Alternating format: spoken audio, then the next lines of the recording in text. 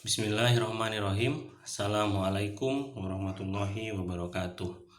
Alhamdulillahirabbil alamin. Shalatu wassalamu ala Rasulillah. Baik, kita ketemu lagi di video pembelajaran IPA.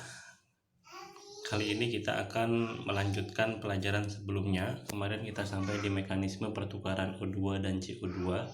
Sekarang kita masuk ke frekuensi pernapasan, tapi masih di bab yang sama.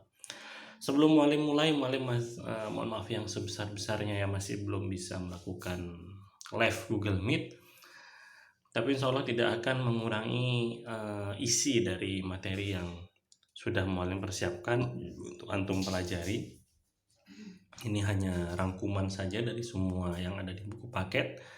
Jadi kalau antum ingin tahu lebih lengkapnya silahkan baca di buku paket.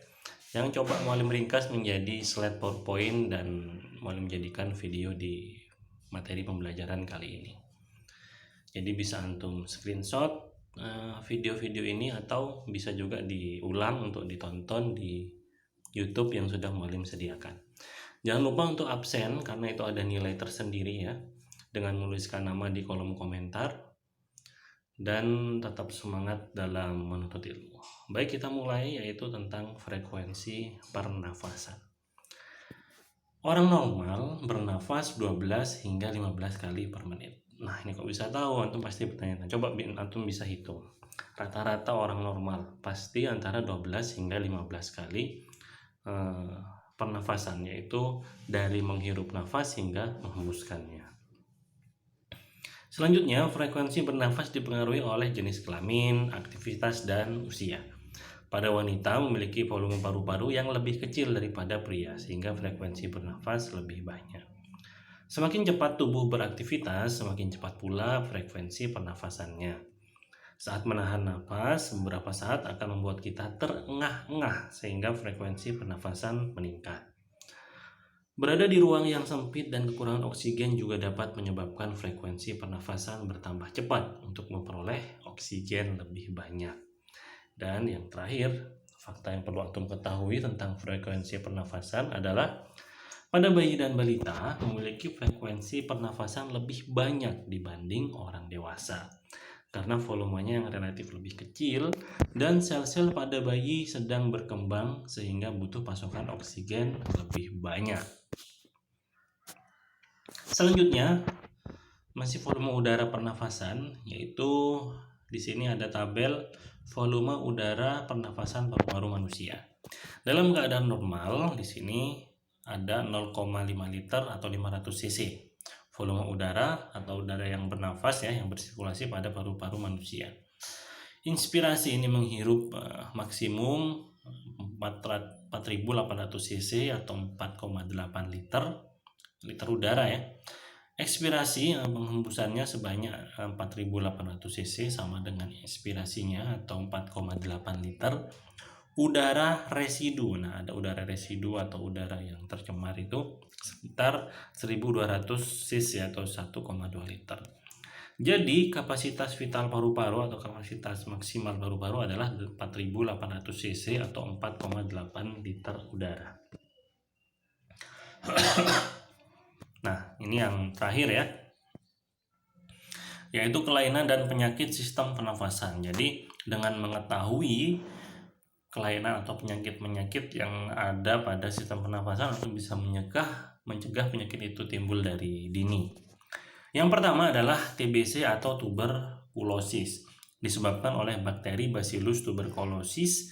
Selain menyebabkan radang paru-paru, penyakit ini menyebabkan alveolus mengandung banyak cairan, sehingga mengganggu proses difusi oksigen dan karbon dioksida.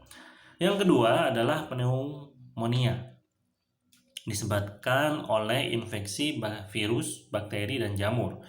Infeksi tersebut menyebabkan peradangan pada paru-paru sehingga mengakibatkan cairan tertimbun di alveolus. Masih mirip ya, adanya cairan yang mengganggu alveolus. Ini mirip-mirip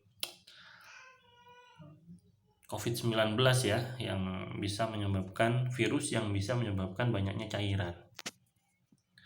Selanjutnya adalah bronkitis, menyebabkan peradangan pada dinding bronkus yang disebabkan oleh virus. Penyakit ini menyebabkan batuk berdahak. Yang keempat adalah asma, menyebabkan penyempitan saluran pernapasan. Penyakit ini disebabkan oleh alergi, jadi bukan virus, bakteri ataupun jamur kalau asma ya, jadi alergi. Selanjutnya yang kelima adalah emfisema, menyebabkan alveolus penuh dengan cairan sehingga menghambat proses difusi oksigen dan karbon dioksida. Yang keenam adalah kanker paru-paru, menyebabkan sel-sel paru-paru tumbuh tidak terkendali dan tidak berfungsi sebagaimana mestinya. Jaringan kanker akan mendesak alveolus sehingga tidak berfungsi lagi. Perokok memiliki kemungkinan terkena kanker paru-paru jauh lebih tinggi dibanding bukan perokok. Nah, ini adalah pernafasan buatan ya.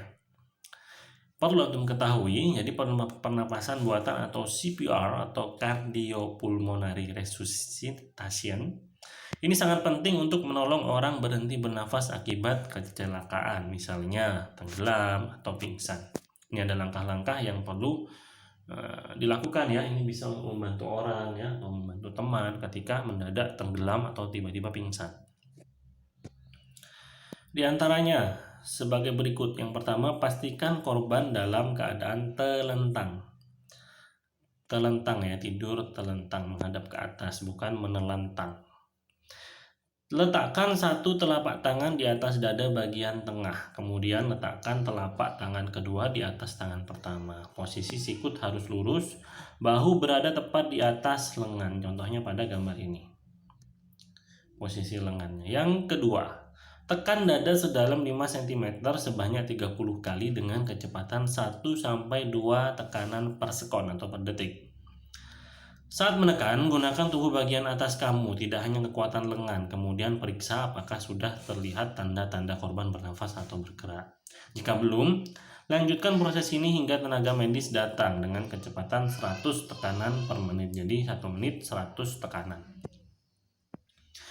Selanjutnya kamu dapat memeriksa apakah dia dapat bernafas dengan normal atau belum dengan cara melihat gerakan dadanya, serta dekatkan telinga dan pipi kamu ke hidung dan mulutnya.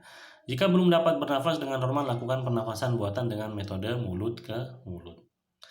Baik, itu saja untuk pertemuan kali ini. Harusnya ada latihan, tapi mualim tunda saja ya. Kita latihannya pekan depan ya.